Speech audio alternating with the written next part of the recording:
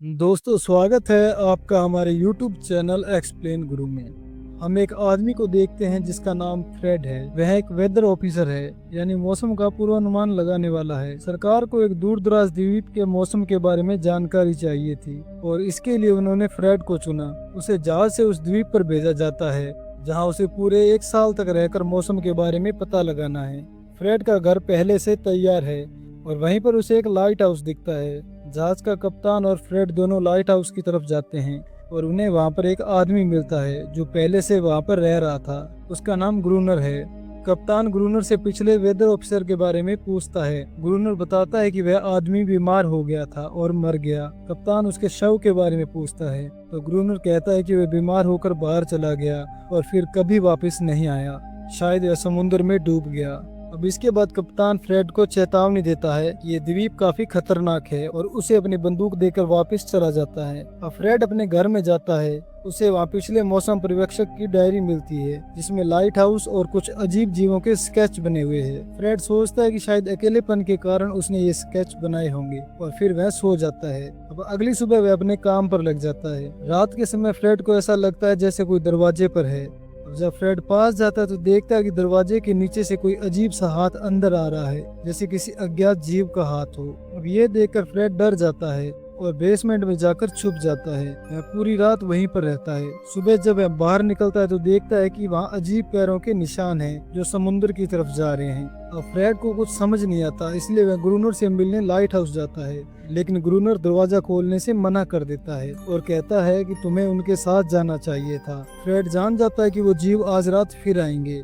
और फ्रेड अपने घर के चारों तरफ लकड़ियों की बाड़ बनाता है और तैयार हो जाता है। घर के अंदर उसे गोलियां और एक राइफल मिलती है जिससे उसका थोड़ा हौसला बढ़ता है। रात होते ही वह जीव फिर लौट आते हैं और फ्रेड उन पर गोलियां चलाना शुरू कर देता है। जीव इतने ज्यादा थे कि फ्रेड ने लकड़ियों में आग लगा दी ताकि वह अंदर ना आ सके, लेकिन इससे उसका घर भी जलने लगता है। अब डर के मारे फ्रेड घर से बाहर आता है और देखता है कि आग की वजह से सभी जीव भाग गए हैं। वह एक पत्थर के पास बैठकर अपने जलते हुए घर को देखता है। अब सुबह फ्रेड देखता है कि ग्रूनर पानी भरने के लिए बाहर निकलता है। तभी एक जीव फ्रेड के पास आता है और वह डर कर उस पर बंदूक तान देता है, लेकिन ग्रूनर उसे रोकते हुए कहता है कि उसे छोड़ दो, वह तुम्हें नुकसान नहीं पहुंचाएगी। फिर वह उस प्राणी को बुलाता है और वह जीव उसके पास चला जाता है। ग्रूनर फ्रेड को अपने साथ लाइट हाउस में रहने का प्रस्ताव देता है क्योंकि उसके पास भोजन और जरूरी सामान है। वह बताता है कि यह जीव पहले उस पर हमला करता था, लेकिन अब वह इसे प्रशिक्षित कर चुका है। यह उसका पालतू बन गया है और उसकी हर बात मानता है। अब फ्रेड ग्रूनर से पूछता है, तुम जहाज के साथ वापस क्यों नहीं गए? ग्रूनर जवाब देता है कि मैं उस दुनिया में नहीं जाना चाहता। अब यही मेरी दुनिया है और यहाँ मैं राजा हूँ। यहाँ मैं अपनी मर्जी से रह सकता हूँ और जो चाहे कर सकता हूँ। ग्रूनर कहता है, मुझे यहाँ रहना बहुत पसंद है। अब फ्रेड जवाब देता है कि ठीक है, तुम यही रहो, लेकिन जैसे ही अगला जहाज आएगा मैं उनसे कहूंगा कि वह मुझे अपने साथ ले जाए। इस पर ग्रूनर मुस्कुराकर कहता है, कोई जहाज यहाँ नहीं आता, शायद ही कभी कोई आता हो। तुम्हारा जहाज भी उन्हीं गिने चुने जहाजों में से था और अब वह 1 साल बाद ही लौटेगा। वह फ्रेड को समझाता है कि चिंता की जरूरत नहीं है क्योंकि ये अजीब जीव दिन में हमला नहीं करते, केवल रात में आते हैं। तुम्हें बस रात में अपना ध्यान रखना होगा। फिर वह उस मादा जीव को लाइट हाउस की छत पर छोड़ देता है। अब वह जीव जोर जोर से रोने लगता है और उसकी आवाज सुनकर उसके बाकी साथी जीव वहाँ पर पहुँच जाते हैं और वह लाइट हाउस पर हमला करने लगते हैं। ग्रूनर तुरंत गोलियां चलाने लगता है और फ्रेड से भी मदद मांगता है, लेकिन फ्रेड डर के मारे गोली नहीं चला पाता और बेहोश हो जाता है। दूसरी ओर ग्रूनर पूरी रात उन जीवों से लड़ता रहता है। सुबह ग्रूनर फ्रेड को उठाकर कहता है, अगर तुम्हें यहाँ रहना है तो तुम्हें काम करना होगा, तुम्हें भी लड़ना सीखना होगा और खुद को मजबूत बनाना होगा। फिर वह उसे पानी लाने बाहर भेज देता है और जब फ्रेड वापस आता है तो देखता है कि ग्रूनर और मादा जीव एक दूसरे के बहुत करीब बैठे हैं। ये नज़ारा उसे अजीब लगता है, लेकिन वह उन्हें कुछ नहीं कहता। फिर तीनों मिलकर खाना खाते हैं। अब रात होते ही जैसे ही वह जीव फिर से हमला करने आते हैं तो फ्रेड भी हिम्मत जुटाकर गोलियां चलाने लगता है। ये देखकर ग्रूनर दरवाजा बंद कर देता है और फ्रेड को अकेला लड़ने के लिए छोड़ देता है। पूरी रात फ्रेड जीवों से लड़ता है। सुबह हम देखते हैं कि इतने दिनों तक साथ रहने के बावजूद फ्रेड और ग्रूनर के बीच दोस्ती नहीं हो पाई है। वह सिर्फ जिंदा रहने के लिए एक दूसरे के साथ रहते हैं, लेकिन उनके दिलों में दूरियां बनी हुई है। अब फिर एक रात आती है, लेकिन इस बार कोई जीव नहीं आता। फ्रेड सोचकर कहता है कि शायद अब वह जीव हमसे डर गए हैं अब वह कभी नहीं आएंगे, क्योंकि उन्हें पता चल गया है कि हमारा मुकाबला नहीं कर सकते। गुरुनर गंभीर होकर कहता है कि नहीं, हमने उनके बहुत से साथियों को मार दिया है और अब वह अपनी नस्ल बढ़ा रहे हैं और फिर लौटेंगे। गुरुनर कहता है कि वह फिर से हम पर हमला करेंगे। इस बीच फ्रेड को उस मादा जीव पर दया आने लगती है जो अपने परिवार से दूर उनके साथ रह रही थी। फ्रेड उसका नाम एनेरिस रख देता है। कई रातें बीत जाती है और कोई भी प्राणी उन पर हमला नहीं करता। वह दोनों थोड़े सहज हो जाते हैं और शतरंज खेलना शुरू कर देते हैं, लेकिन इसी बीच वे लाइट हाउस की रोशनी जलाना भूल जाते हैं और तभी कई जीव उन पर हमला कर देते हैं। अब इस हमले में गुरुनर का पैर घायल हो जाता है, लेकिन दोनों किसी तरह बच जाते हैं। अब हम देखते हैं कि एनेरिस गुरुनर का पैर चाटकर ठीक कर रही है। उसकी लार में कोई ऐसा गुण था जिससे घाव जल्दी भर जाते थे। एक दिन फ्रेड समुद्र के किनारे खड़ा था, तभी उसे एक जहाज दिखाई देता है। वह फ्लेयर गन लेकर आता है ताकि जहाज को संकेत दे सके, लेकिन इससे पहले कि वह फ्लेयर गन चलाए, गुरुनर उसे रोक देता है। गुरुनर नहीं चाहता कि कोई भी यहाँ आए, जबकि फ्रेड वहाँ से भागना चाहता था। ये देखकर एनेरिस भी नाराज होकर गुरुनर पर हमला कर देती है।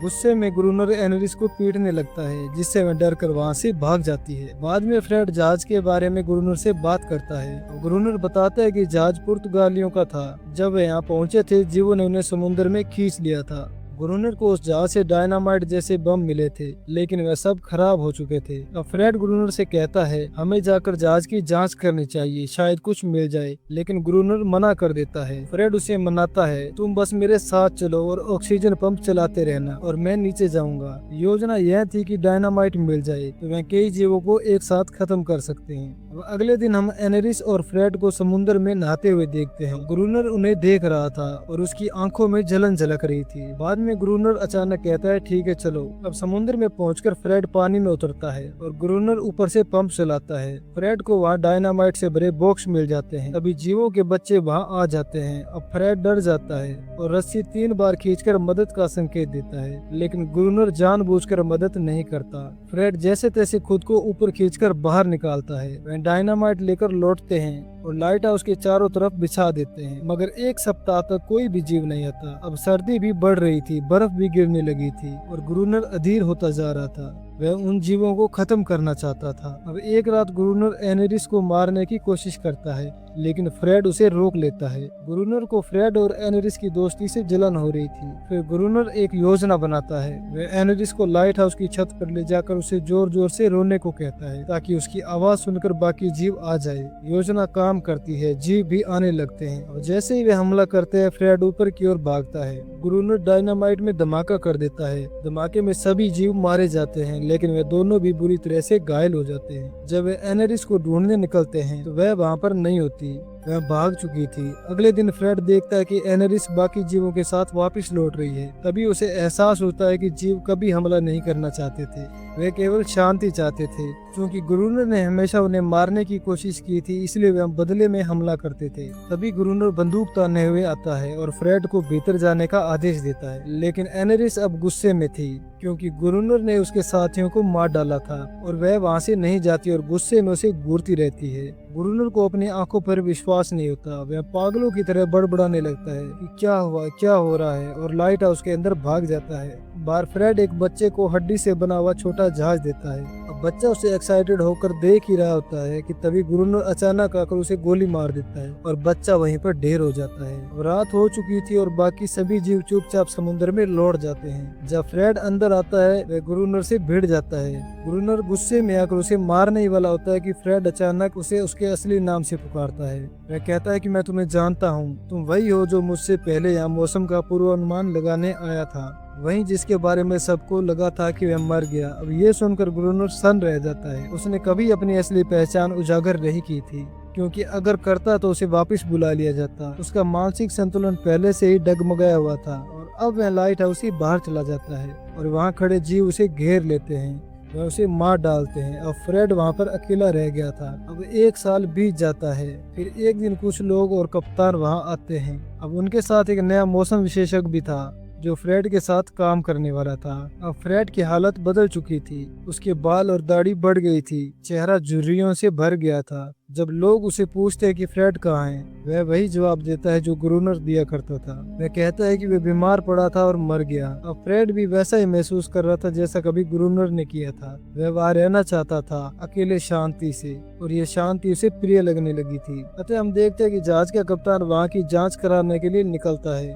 तभी फ्रेड की नजर एनेलिस पर पड़ती है, जो दौड़ती हुई समुद्र में कूद जाती है। इससे यह साफ हो जाता है कि एनेलिस और फ्रेड अब साथ रह रहे थे, एक अनकही समझदारी और शांति के साथ। फ्रेड अब वहाँ से जाना नहीं चाहता था और यहीं फिल्म समाप्त हो जाती है। तो कैसी लगी आपको ये मूवी, कमेंट करके जरूर बताएं। तो मिलते हैं किसी और वीडियो में, तब तक के लिए गुड बाय।